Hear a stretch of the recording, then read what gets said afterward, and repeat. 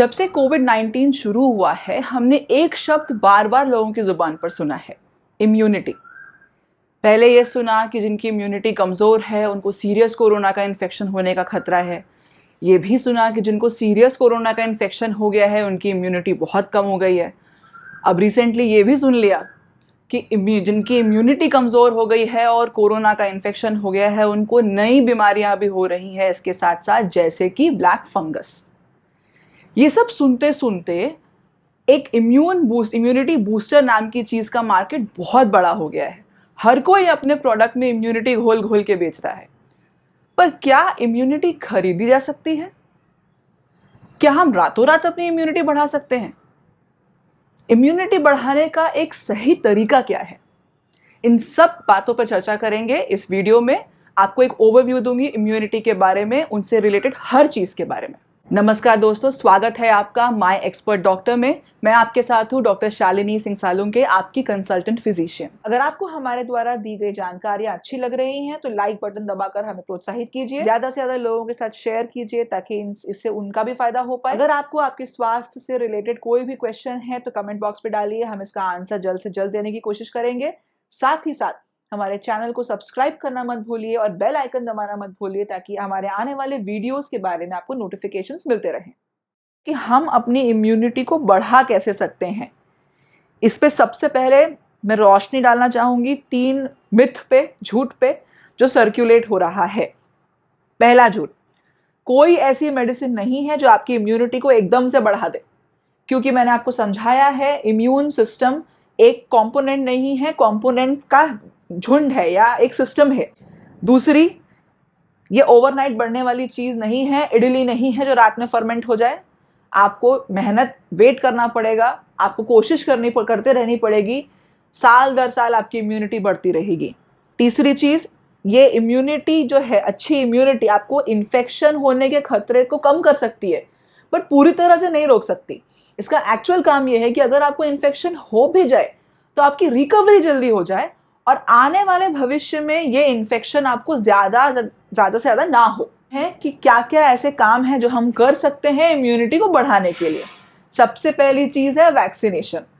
मैंने पिछले वीडियो में जो म्यूटेशन वाला मेरा वीडियो था, मैंने उसमें बताया था वैक्सीनेशन किस तरह काम करता है और उससे हमारी इम्यूनिटी कैसे बढ़ती है। यदि आपने वो नहीं देखा है तो वो वीडियो का लिंक आपको डिस्क्रिप्शन बॉक्स में मिलेगा, उसको देखिए और समझिए। दूसरा है हमारा लाइफस्टाइल मॉडिफिकेशन, मतलब हम अपनी जिंदगी में क्या चेंजेस लाएंगे कि हमारा इम्यूनिटी अच्छा हो जाए। हर पॉइंट, इसमें मैं करीब 8 पॉइंट आपको बताऊंगी। ये सारे के सारे पॉइंट्स डिटेल में डिस्कशन इनके होंगे मेरे इम्यूनिटी बेस्ड सीरीज पे जो मैं आगे वीडियोस देने वाली हूँ उस पर। अभी मैं केवल मेन पॉइंट्स आपको बताऊंगी और उसमें क्या करना है वो बताऊंगी। तो सबसे पहला पॉइंट है कि आप अपने गट की हेल्थ को, अपने पेट की हेल्थ को अच्छा रखिए। कैसे रख सकते हैं? तो प्रोबायोटिक्स लीजिए, मतलब जिसमें योगर्ट आता है, कर्ड आता है आपका, साथ ही साथ फर्मेंटेड प्रोडक्ट्स है, जैसे इडली हो गया, ढोकला हो गया, ये सब चीज़ें खाइए। और प्लीज़ प्रोसेस्ड फूड अवॉइड कीजिए। प्रोसेस्ड फूड का मतलब मार्केट में जो बने बनाए प्री मिक्स फूड आते हैं जिसको घर पे आके केवल पानी में घोल के पीना पड़ता है, गर्म करना पड़ता है, ऐसी चीज़ें मत लीजिए।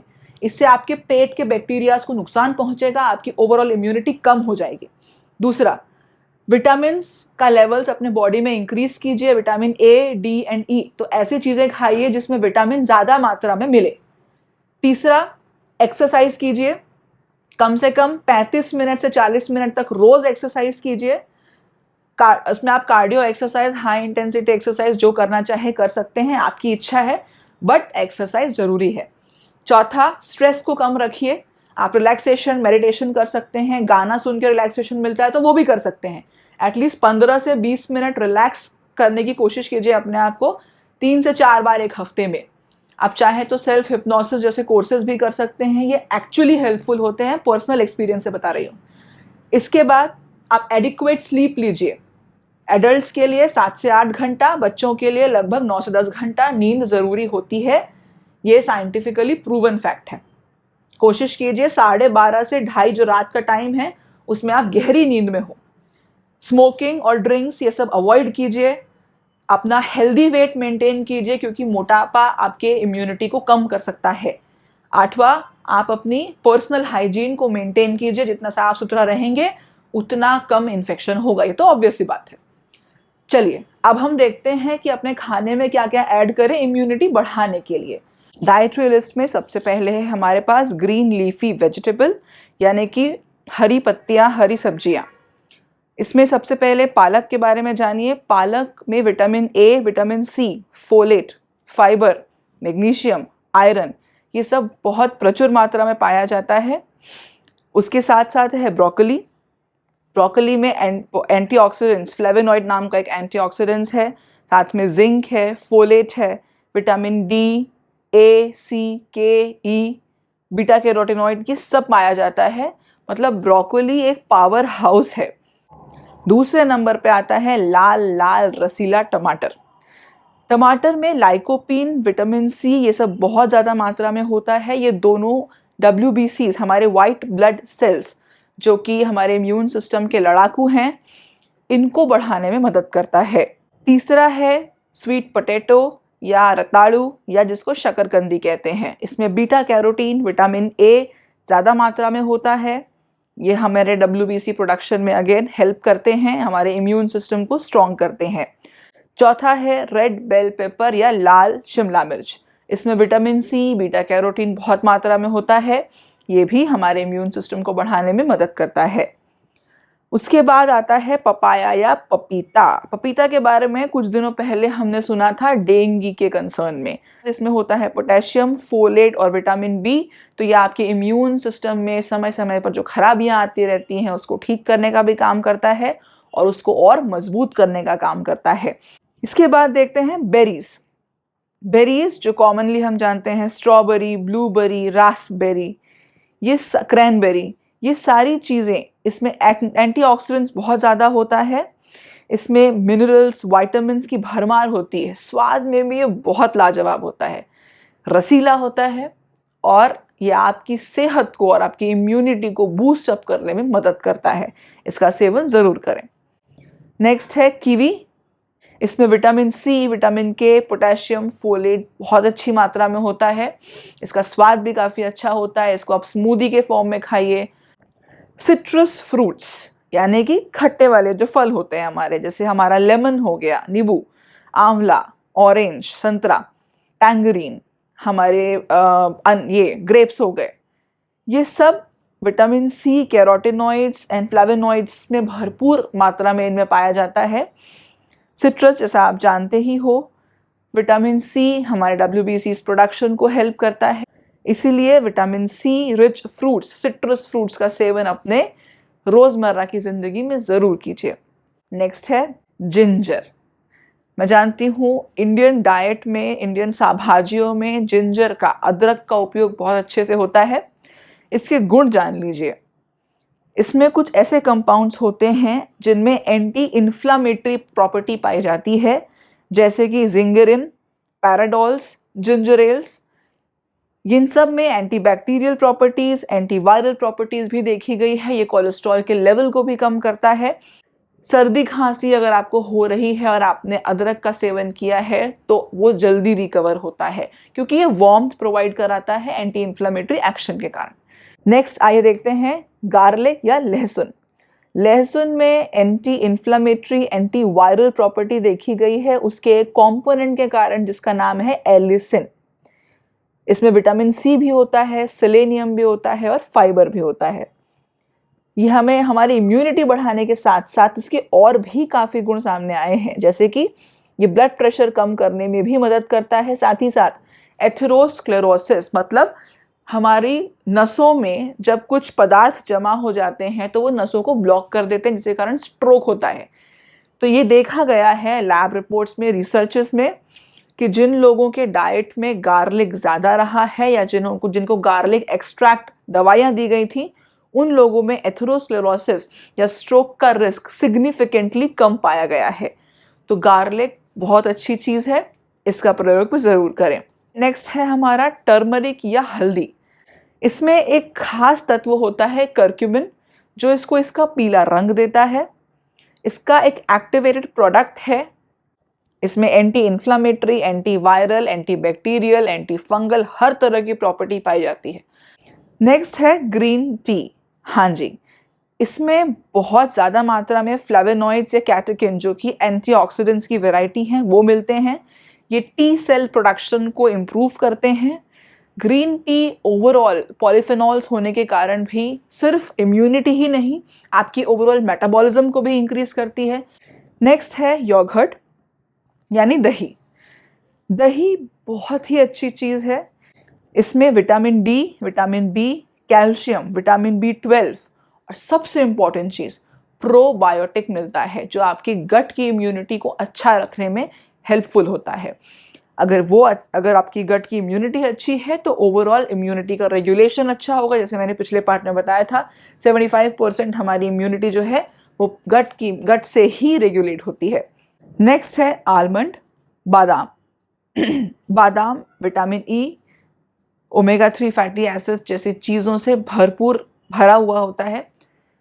4 से 5 बादाम सर्विंग्स में काफ़ी होते हैं, वो आपको सफिशिएंट मात्रा में विटामिन ई और ओमेगा 3 फैटी एसिड्स दे देते हैं जो ओवरऑल आपकी इम्यूनिटी, नर्वस सिस्टम इन सबको इम्प्रूव करने में हेल्प करता है। Sunflower seeds. सनफ्लावर सीड्स में vitamin E, B6, magnesium, phosphorus ये अच्छी मात्रा में होता है। ये भी आपके इम्यून सिस्टम को इम्प्रूव करने में, बूस्टअप करने में हेल्प करता है। वाइल्ड सैल्मन, नॉन वेजिटेरियन लोगों के लिए खुशखबरी। सैल्मन फिश यदि आपको पसंद है तो इसमें भरपूर मात्रा में जिंक, सेलेनियम होता है, विटामिन डी होता है जो अगेन आपके इम्यून सिस्टम को बूस्टअप करने में मदद करता है। इसका सेवन ज़रूर करें। एग, जैसा कि सब जानते हैं बचपन से, संडे हो या मंडे रोज़ खाएं अंडे। अंडा या एग एक सुपर फूड है। इसमें vitamin A, D, E, antioxidants, protein सब कुछ मिलता है। तो अगर आप नॉन वेजिटेरियन हैं और अंडे से आपको कोई परहेज़ नहीं है तो ये भी आप अपने डाइट में ज़रूर शामिल कीजिए। अभी मैंने आपको जो प्रोडक्ट्स, जो आइटम्स, फूड आइटम्स बताए हैं, इनके अलावा भी बहुत सारे फूड आइटम्स हैं जिनमें अलग अलग क्वांटिटीज़ में ये सारे मिनरल्स, विटामिन्स मिलते हैं। लेकिन जो मैंने अभी आपको लिस्ट बताई है इसमें मैक्सिमम अमाउंट में मिलते हैं। सो आप इनको अपने रोज़ की डाइट में ऐड कर सकते हैं। सब कुछ रोज़ खाना ज़रूरी नहीं है, बट मेक श्योर कि इस लिस्ट में से कुछ ना कुछ आप रोज़ अपने डाइट में थोड़ा थोड़ा ऐड करते रहें। आयुर्वेद का मानना है कि कुछ प्रोडक्ट्स जो इम्यूनिटी बढ़ाते हैं आप उनको कॉन्कॉक्शंस या काढ़े के रूप में यूज़ कर सकते हैं। वो कैसे बनाना है वो मैं आपको बताती हूँ अभी। सबसे पहले जो हम कॉन्कॉक्शन यूज़ कर रहे हैं उसके इंग्रेडिएंट्स है तुलसी। 3 से 5 पत्तियाँ तुलसी की आप ले सकते हैं। उसके साथ 1 इंच का अदरक घिस के रख लीजिए। साथ ही साथ 1 टेबलस्पून जागरी या गुड़ का पाउडर लीजिए और 1 टेबलस्पून हल्दी लीजिए। इसको आप पानी में मिलाइए, 2 ग्लास पानी में इसको बॉईल कीजिए। बॉईल करने के बाद छान लीजिए। छानने के बाद उसमें थोड़े 3 से 4 ड्रॉप्स ऑफ लेमन डाल लीजिए या 1 टीस्पून लेमन डाल लीजिए एंड उसके बाद कंज्यूम कर लीजिए। दूसरा काढ़ा है, इसके लिए आप 1 टेबलस्पून आंवले का जूस लीजिए, 1 टीस्पून जिंजर का जूस लीजिए, 1 टीस्पून काली मिर्च लीजिए और आधी टीस्पून काली मिर्च लीजिए एंड थोड़ा हनी अपने टेस्ट के हिसाब से आप शहद लीजिए। इनको मिक्स कीजिए और सिप लीजिए। उसके बाद 1 ग्लास वार्म वाटर, कोमट पानी पी लीजिए। नेक्स्ट है पानी गर्म कीजिए, 1 कप, उसमें आप चाय पत्ती डालिए, थोड़ी 1 काली मिर्च का पाउडर, 1 लौंग, थोड़ी तुलसी 2 या 3 पत्ते, जिंजर 1 इंच का और गुड़ स्वादानुसार और 1 पिंच हल्दी। इन सबको डाल के अच्छे से उबाल लीजिए। उबालने के बाद इसको छान लीजिए और इसको पी सकते हैं। हमने इम्यूनिटी का एक ओवरव्यू देख लिया है। अब इम्यूनिटी सीरीज में हमारे अगले वीडियो में हम एक बहुत इंपॉर्टेंट टॉपिक को टच करेंगे जिसका नाम है स्लीप हाइजीन। आपको क्या करना चाहिए, क्या नहीं करना चाहिए एक अच्छी स्लीप के लिए और अच्छी इम्यूनिटी के लिए। हमारे पूरे वीडियो में हम आपको बहुत सारी चीज़ें बताएंगे इसके पीछे का साइंस क्या है, कौन से रिसर्च पे बेस्ड है, क्या रिसर्च डेटा क्या बोलता है और साइंटिफिक सोल्यूशन क्या है इस प्रॉब्लम का। ये सब हम डिस्कस करेंगे अगले वीडियो में। तब तक के लिए अपने अपने घरों में स्वस्थ रहिए एंड मस्त रहिए।